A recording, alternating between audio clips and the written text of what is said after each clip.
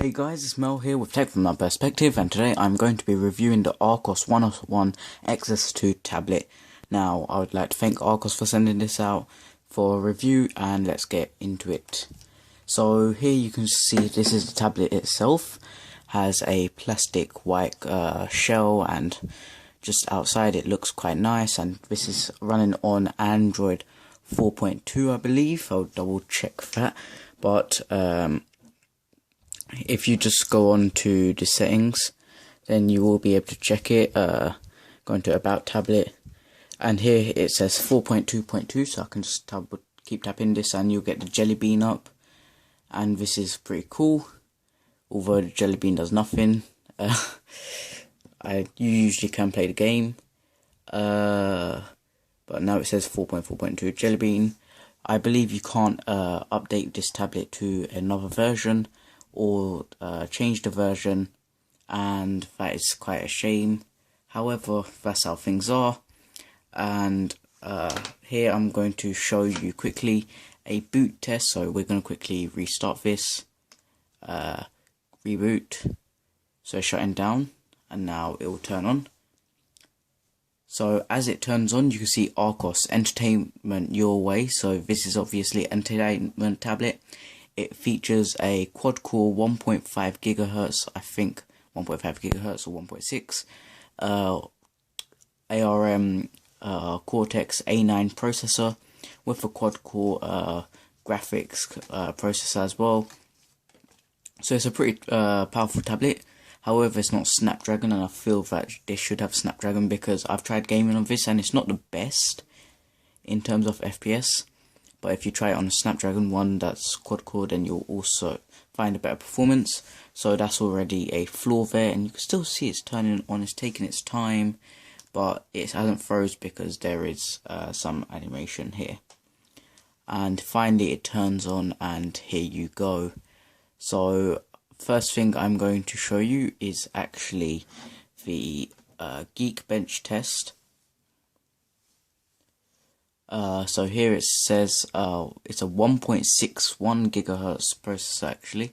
It has 2 GB of RAM, so that's plenty for multitasking, and I've not found no problems multitasking on this tablet. It's pretty fast compared to other tablets. For example, I got the Energy System tablet with the same specs, or almost same specs, but it was really laggy. However, this just so smooth, and you can even see it there.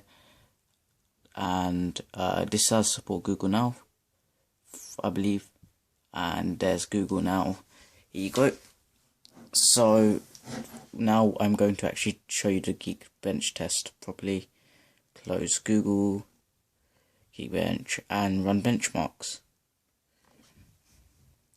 So now it's running, and you can see that it's doing it fairly quickly. 14, 18, 20, 21, and yeah, you can also see that this is quite a nice tablet. It has a front camera here which isn't very good, and there is also a back camera which also isn't very good. However, cameras on tablets, except for on the iPad, you don't really expect them to be great, although the iPad one isn't even that good anyways. Inside you have two speakers, one going down here and on the other side, and here it says Archos 101 XS2.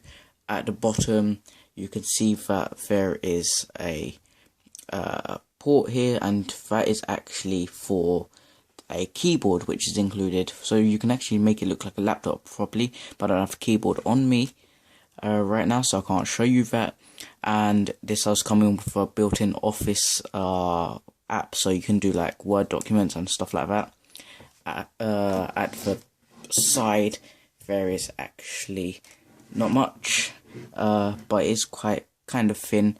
You have your micro USB port for charging, micro SD, mini HDMI, so you can actually hook it up to a TV or monitor, and headphone jack. At the back it just says Archos. There's a back camera right here, and there's a reset button in case your tablet ever messes up. You can just reset it by pressing that pin. I think that's really good, because sometimes tablets don't respond to the power button, and you can't take the back off this tablet, so the reset button is quite handy. Other side, there's nothing here, and I think the benchmark is actually done, and yes it is. So turning it around, you can see it scores 503 on a single core score and 1430 on the multi-core score, which is actually quite nice, because you'll have the top device like 2100, but they're much more powerful. So this is quite a powerful processor, as you can see. Just there's more information here. You can pause the video if you want to see any of this. These are single core scores, multi-core, and so on. Now I'm going to show you the Antutu benchmark test, because that shows more. So this is initializing. No, I don't want to try that now. Yeah, I have to press this. I've done it once before. It says 19,976. We'll try this again. We'll also look at the ranking where it was when I tried it once. Oops. Or no, we won't. Test again. So now let's turn this around. Click. Test. Yep. And now it is actually doing the test.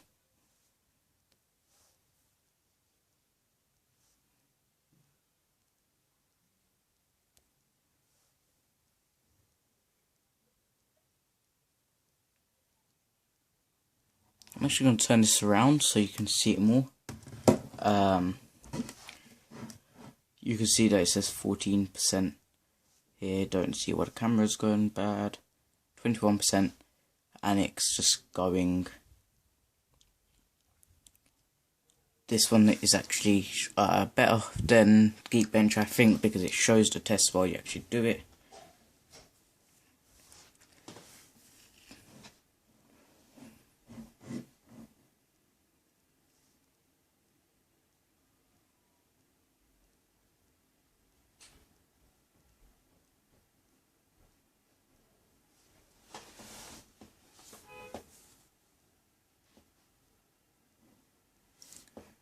It's at 41, now 47, now it's testing multitask performance, which it does not show. Then it will show you 2D test and then a 3D test, so we'll see when that comes in. 57%, and it's about to show the next test, I'm sure it is.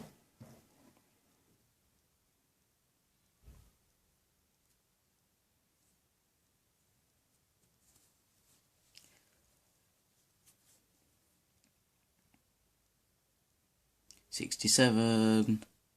It's taking its time to actually benchmark it, testing database I/O, storage I/O performance. And now it's the 2D test. You can see that this is running pretty well.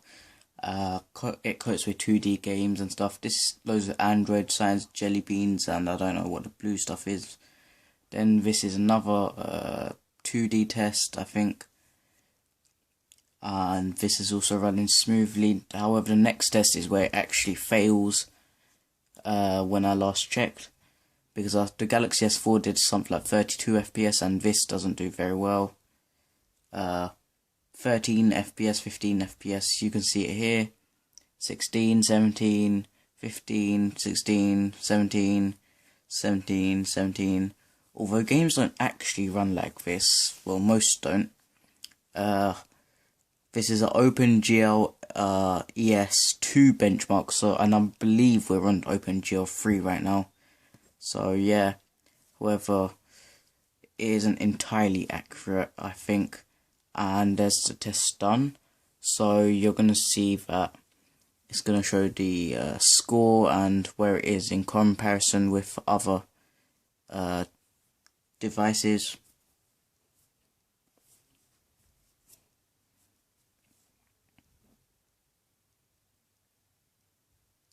Or not, 19,565 is what it scored. It says CPU is good, supports large apps and multitasking, RAM excellent, 2D graphics good, 3D graphics good, fluently support most games. I don't think it fluently supports them, but okay. And if you don't seen that, this is Misfit Shine. Wait, show, which is actually share. Moving on to the next test, which is a Ookla speed test to see how fast the Wi-Fi is. I have BT Infinities and I usually hit at least 50 Mbps on the speeds, but we'll see how fast it is on the tablet. And this doesn't have 3G or anything, so this is based on my Wi-Fi. Begin test.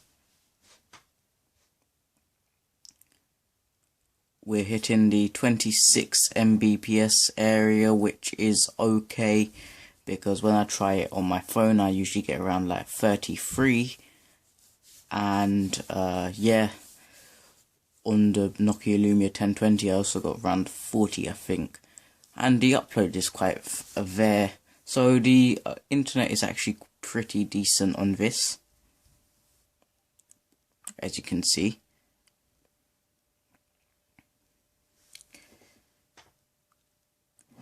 And that is done.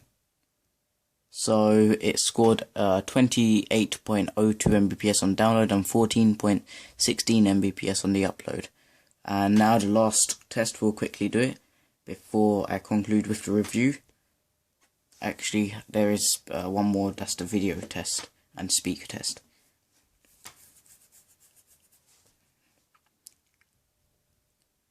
So this is GT Racing 2. I hope the volume is turned down for this. Good. Don't want any copyrighted music playing.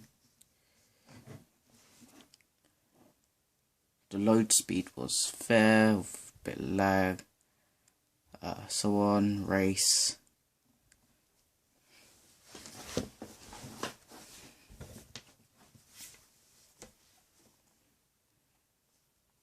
Here we go. So you can see it's running pretty smoothly. I hope I don't have to tilt this. Yeah, here you go, but it doesn't look like it's on the highest graphics that it can be, because I can actually see some like pixels. Well, everything is pixels, but you know what I mean. It doesn't look exactly clear. This is actually a HD screen, which I believe runs at 1280 by 800, and quite nice. You can see it's running quite smoothly. I don't have this rooted, so I can't show the FPS with tweak. And here you go, just go in, run quite nicely. I haven't tried it on something like Grand Theft Auto. Not sure how it will run with a game like that, although you can change the settings in a game like that. And here you could just see I'm first, yay, cruising past.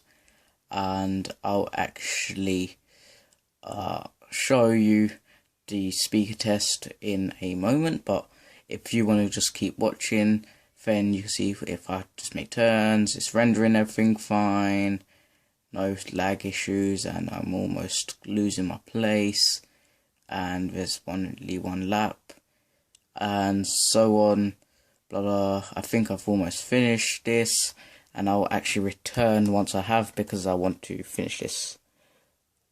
As we cross the finish line, here we go. So no performance issues right there. The tablet is quite still cold at the back, so it's not overheating or heating up, blah blah.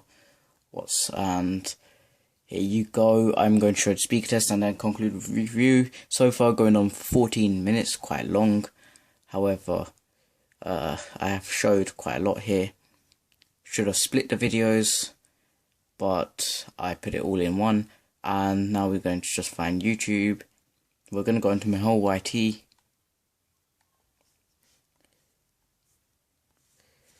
Shout out to KSI.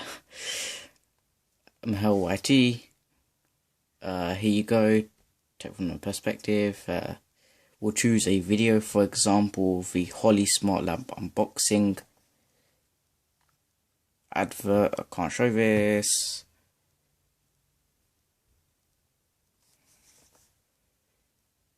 Here we go.